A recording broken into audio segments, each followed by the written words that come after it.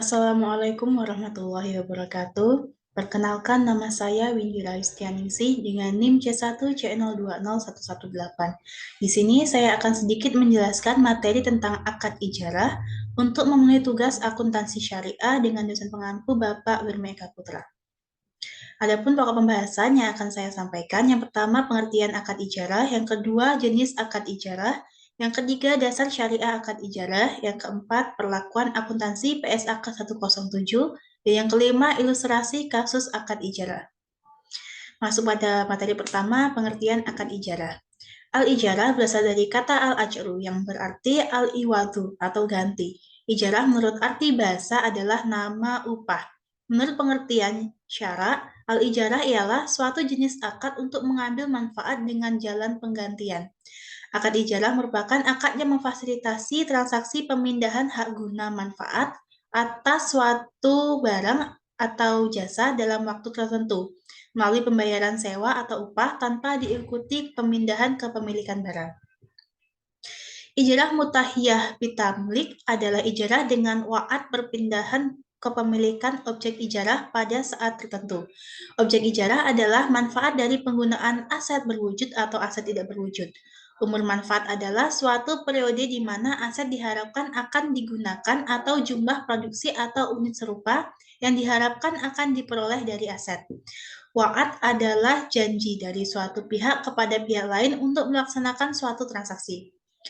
Perpindahan hak milik objek sewa kepada penyewa dalam ijarah mutahiyah bitamlik dapat dilakukan dengan yang pertama itu hibah, yang kedua penjualan sebelum akad berakhir sebesar harga yang sebanding dengan sisa cicilan sewa, yang ketiga, penjualan pada akhir masa sewa dengan pembayaran tertentu yang disepakati pada awal akad. Dan yang keempat, penjualan secara bertahap sebesar harga tertentu yang disepakati dan tercantum dalam akad. Materi kedua, jenis akad ijarah. Dilihat dari segi objeknya, ijarah dapat dibagi menjadi dua macam, yaitu ijarah yang bersifat manfaat dan yang bersifat pekerjaan. Yang pertama, ijarah yang bersifat manfaat, misalnya sewa menyewa rumah, toko, kendaraan, pakaian, dan perhiasan. Apabila manfaat itu merupakan manfaat yang dibolehkan syara untuk dipergunakan, maka para ulama fikih sepakat menyatakan boleh dijadikan objek sewa menyewa. Yang kedua, ijarah yang bersifat pekerjaan adalah dengan cara mempekerjakan seseorang untuk melakukan sesuatu pekerjaan. Ijarah semacam ini dibolehkan seperti buruh bangunan, tukang jahit, tukang sepatu, dan lain-lain.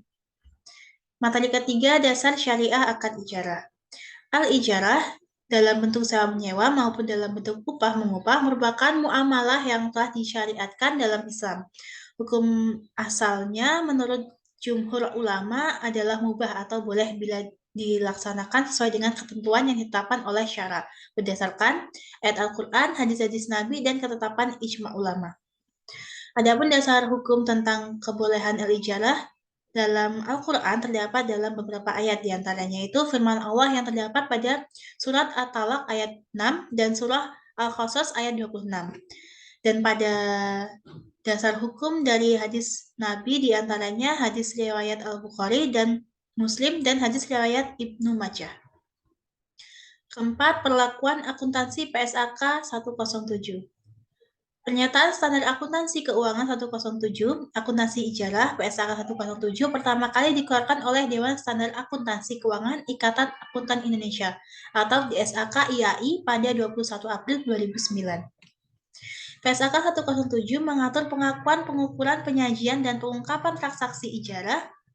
Ijarah adalah akad pemindahan hak guna manfaat atas suatu aset dalam waktu tertentu dengan pembayaran sewa tanpa diikuti dengan pemindahan.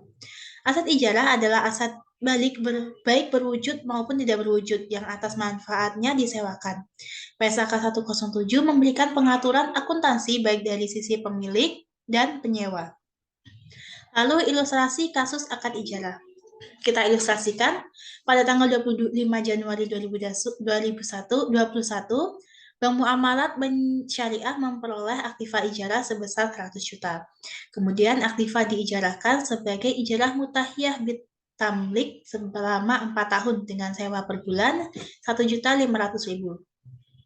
Umur aktiva diperkirakan 4 tahun. Penyusutan yang diterapkan adalah metode garis lurus. Pada tanggal 20 November 2021, Bank Mu'alamat Syariah membentuk estimasi biaya perbaikan tidak rutin selama masa manfaat untuk setiap periode sebesar 1 juta.